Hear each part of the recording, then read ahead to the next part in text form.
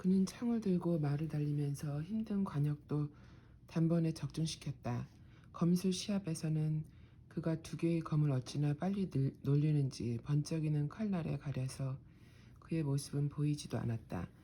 족장은 그가 행하는 모든 기술을 지켜보면서 자기의 자리를 이어 부족 전체를 안전하게 이끌어갈 사람은 고팔밖에 없다고 생각했다.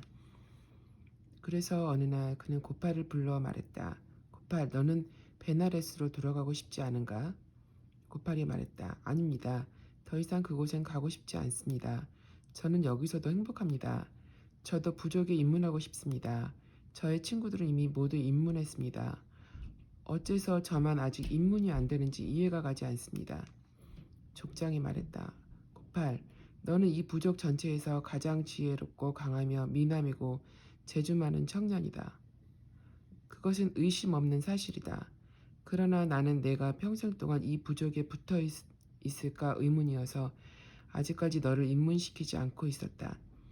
일단 이 부족에 입문한 사람은 절대로 부족을 떠날 수가 없다. 부족을 떠나는 사람은 어떤 벌을 받는지 너는 아는가? 죽음이다. 고팔이 말했다.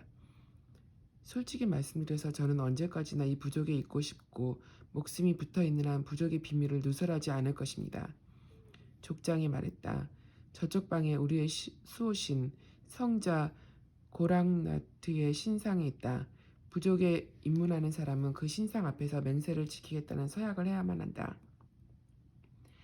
고팔은 족장을 깊이 사랑하고 존경하고 있었다. 그는 말했다. 족장, 저로서는 당신 앞에서 맹세하는 것만으로도 충분합니다. 그러나 당신께서 바라신다면 고랑나트 성자의 신상 앞에서 맹세를 하고 그리고 나서 당신의 명령에 따르겠습니다. 족장이 말했다. 고팔, 나는 너를 무척 사랑하며 내가 부족에 입문하기를 간절히 바란다.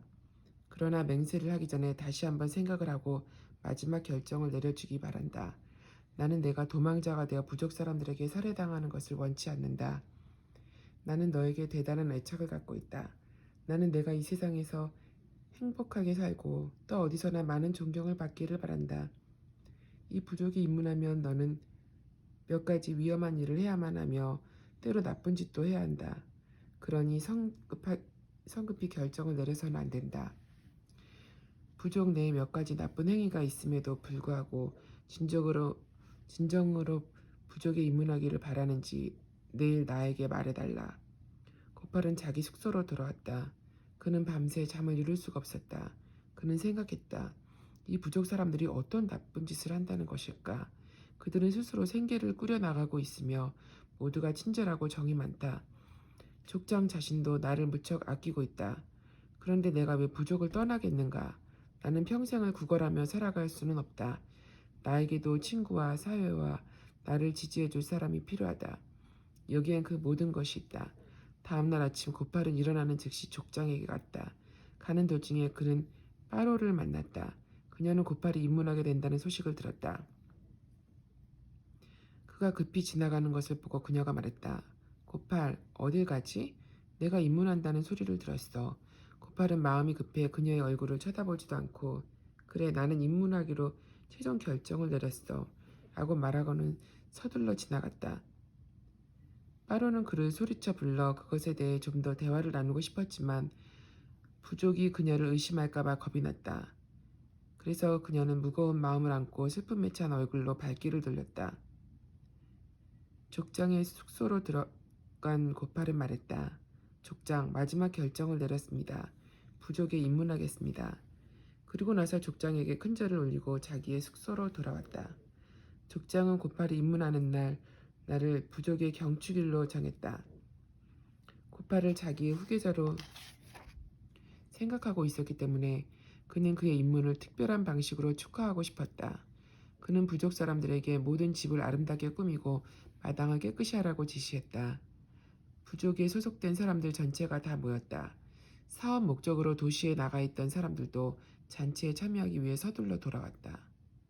그들은 바깥의 마당에 커다란 기하학적인 형태인 만다라를 만들어 온갖 색깔로 장식했다. 그리고 나서 장작을 모아 만다라의 한가운데 쌓았다. 이른 아침부터 북소리가 울려 퍼지고 여인네들은 부족의 노래를 부르기 시작했다. 고팔은 새 옷을 입었다. 다른 모든 사람들도 물감과 꽃과 염주와 깃털로 온몸을 장식했다. 말들도 주렁주렁 장식물을 매달고 나타났으며 9명이 한 팀이 된 기마병들이 북을 치며 춤을 추었다. 장작에 불이 붙고 모두가 춤을 추며 악기를 연주하기 시작했다. 족장이 일어서서 소라 고등을 불며 종을 흔들자 북소리와 춤이 일제히 멈추었다. 족장이 말했다. 들어라, 나의 부족 사람들아, 여자와 어린이들도 들어라. 오늘은 매우 경축스러운 날이다. 고파를 우리 부족에 입문시키기로 결정했기 때문이다. 내가 말하노니 내가 처음 고파를 이곳으로 데려올 때부터 나는 그가 부족에 입문하게 되면 그를 나의 후계자로 삼기로 결정했었다. 우리의 수호신이신 고랑나트님께서도 나의 결정을 받아들이시기를 희망한다. 고팔의 입문을 성대하게 축하하는 것도 바로 그 때문이다. 이제 우리의 몸과 마음을 순결하게 하기 위해 다 같이 이 신성한 모닥불 둘레를 돌자. 족장과 고팔 부족 사람 전체는 만다라 한가운데 불타고 있는 모닥불 둘레를 시계 방향으로 세 바퀴 돌았다. 그리고 나서 족장이 말했다. 이제 우리 모두는 마지막 맹세를 하기 위해 성지 고랑나트의 사원으로 갈 것이다. 족장과 부족 사람들은 사원으로 가서 조용히 자리를 잡고 앉았다. 족장은 성자 고랑나트의 신상이 서 있는 제단 앞으로 고팔을 데리고 가서 말했다. 고팔, 신상 앞에서 이 맹세를 3번 반복하라. 고랑나트 수호신 앞에서 맹세합니다. 신성한 불이 그 증인입니다. 부족에 입단한 후에는 절대로 부족의 비밀을 남에게 말하지 않겠습니다. 그런 다음에 죽을 때까지 이 맹세를 지킬 수 있도록 고랑나트 수호신께서 저에게 힘을 주십시오 라고 기원하라.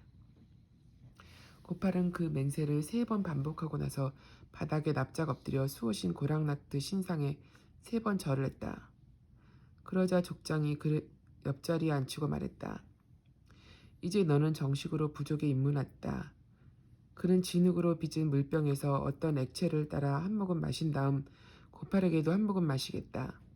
고팔이 마신 다음 되돌려주자 족장이 한 모금을 다 마시고 나서 부족 사람들 전체에게 한 모금씩 마시겠다. 족장은 큰 소리로 선언했다. 이제 고팔의 이름은 바즈라나트이다. 그는 나의 후계자이다. 내가 죽거나 나에게 나쁜 일이 일어날 경우에 부족 전체는 바즈라나트에게 복종할 것이다.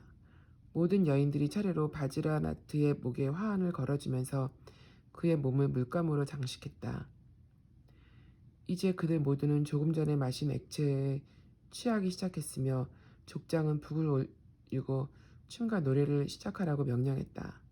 밤새 부족 전체는 노래하고 춤을 추다가 새벽에 정신을 잃고 모두 그 자리에 쓰러졌다. 빠로는 그 액체를 마시는 척만 했기 때문에 취하지 않았다. 그녀는 고팔이 완전히 정신을 잃은 것을 알아차렸다. 그것을 마음 아프게 생각한 그녀는 그를 방으로 데려가고 싶었지만 족장이 겁나서 그럴 수도 없었다. 그녀는 젖은 수건으로 그의 얼굴을 닦아주고 부채로 붙여주었다. 바즈라나트는 머리를 흔들며 정신을 차리려고 애를 썼다. 그가 정신이 돌아오기 전에 빠로는 그곳을 떠났다. 바즈라나트는 정신을 차렸지만 아직도 골치가 아팠다. 그는 일어나 자기의 숙소로 갔다. 도중에 그는 빠로가 눈물을 흘리며 서 있는 것을 보았다. 그녀가 말했다. 고팔, 차가운 물로 목욕을 해. 그러면 정신이 들 테니. 바즈라나트는 그녀가 아직도 자기를 고팔이라고 부르는 것이 싫었다. 빠로, 너도 알다시피 어젯밤 나는 부족에 정식으로 입문을 했고 이제 내 이름은 바즈라나트야. 빠로가 말했다. 나도 알아. 그녀는 눈물을 감출 수가 없어서 얼른 자기의 오두막집으로 뛰어갔다. 바즈라나트는 그녀가 오두막집으로 뛰어가는 것을 바라보면서 왜 그녀가 그렇게 슬프게 우는지 이해할 수가 없었다. 내가 부족에 입문해서 그녀도 행복할 텐데 어쩌면 그녀는 질투를 느끼고 있는지도 모른다. 하지만 언제나 나에게 친절히 대해주었는데 왜 그렇게 비탄에 잠겨 있는지 모르겠군. 어쩌면 다른 이유 때문에 족장에게 야단을 맞았는지도 모른다. 바즈라나트는 강으로 가서 차가운 물에 목욕을 했다. 한참 동안 수영을 하자 한결 상쾌해졌다. 그는 숙소로 돌아가 잠시 쉬었다.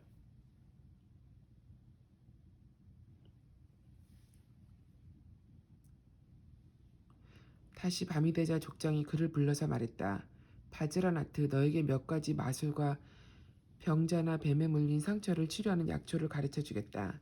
그리고 귀신을 몰아내고 귀신 들린 사람을 치료하는 신비의 주문, 만트라를 가르쳐 주겠다. 뱀을 잡아 훈련시키는 기술도 전수하겠다. 매일 밤 나를 찾아와 이 모든 것을 배워라. 바즈라나트는 족장에게서 이 모든 것을 배워나갔다. 그에게 족장은 위대한 수도승이었으며 그는 그의 명령을 충실히 수행할 각오가 되어 있었다. 모든 지식을 전수한 다음 족장이 말했다. 바즈라나트, 이제 너는 부족을 위해 돈을 벌어야 한다. 파로를 너의 동료로 데리고 가라. 처음은 도시에서 어떻게 일하는지를 가르쳐주기 위해 또 다른 남녀 한 팀을 같이 보내겠다. 그 다음부터는 너와 파로는 둘이서도 해낼 수 있을 것이다. 바즈라나트는 족장에게 절을 하고 물러나왔다. 다음날 아침 파로와 다른 한 쌍의 남녀가 바깥에서 그를 기다리고 있었다. 랑가나트라는 이름의 상대 쪽 젊은이는 바즈라나트보다 2살 위였고 돈을 버는 일에 많은 경험을 갖고 있었다. 그가 말했다. 바즈라나트, 어서 떠나자. 파로와 너는 한 팀이다. 우리 4사람은 함께 일할 것이다. 너의 피리와 북을 잊지 마라. 바즈라나트는 가방과 우산을 들고 오렌지 빛깔의 승복을 입고 나왔다. 그가 말했다. 자, 가자. 어떻게 일하는지 전혀 모르지만 나는 너희들이 하라는 대로 뭐든지 하겠다. 랑가나트가 말했다. 걱정 마라. 파로가 모든 것을 알고 있다. 우리는 그 전에 2번씩이나 한 팀이 되어 일했었다. 도시에서 우리가 흩어지더라도 파로가 너에게 잘 가르쳐 줄 것이다. 우리는 알바하바드 시로 간다. 그곳에선 지금 겨울 축제가 열리고 있다. 수십만의 인파가 그리로 몰리고 있다. 우리는 어떤 방법으로 많은 돈을 버는지 내가 너에게 가르쳐 주겠다. 이들은 기차역으로 가서 알바하바드행 열차를 탔다. 이들은 군중을 피해 한적한 겐지스강 뚝에 텐트를 쳤다. 랑가나트는 점장이 차림을 한 다음 나머지 일행에게 다른 군중들처럼 행동하라고 말했다. 그러면 자기가 그들의 과거와 미래를 알아맞추는 것처럼 하겠다는 것이었다. 그렇게 해서 다른 사람들을 불러 모으려는 속셈이었다. 그는 다리 근처에 가부좌를 틀고 앉아 손금지도와 관상책을 펴놓았다. 그리고 한 쌍의 주사위와 몇 가지 종류의 만다라로 사람들의 눈길을 끌었다. 사람들이 차츰 그의 둘레에 모여들었다. 그때 한 여인이 눈물을 흘리며 다가와 말했다.